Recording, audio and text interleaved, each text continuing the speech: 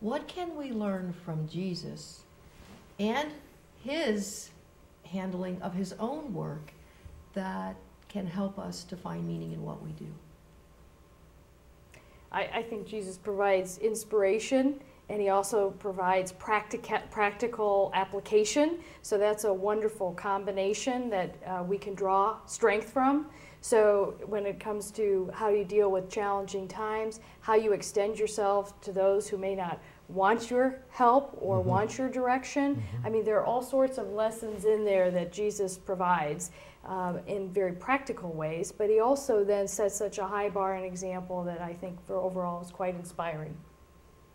A lot of people, will say, well, I have to lay down my life like Jesus did.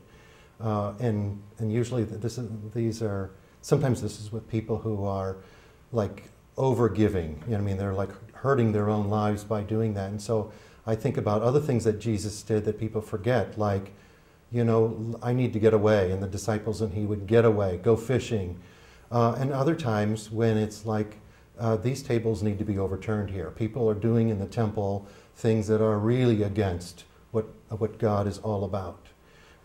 And so there's a lot of interesting, not contradictions, paradoxes, that just working with those stories to give us. And really just Jesus' life, using that as an example of the search for meaning, in a sense that, and we don't know exactly the way Jesus was thinking, but certain things lead us to believe that when he was in Gethsemane, when he was dying on the cross, he wondered if it was all lost and it was all over.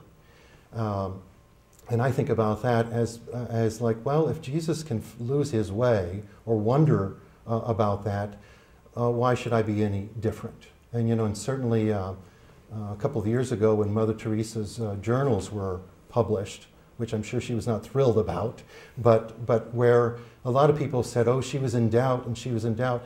She never was in doubt that she was going to keep doing what Jesus, being a follower of Jesus. But frankly, she didn't always feel those warm, positive feelings of I'm doing God's will.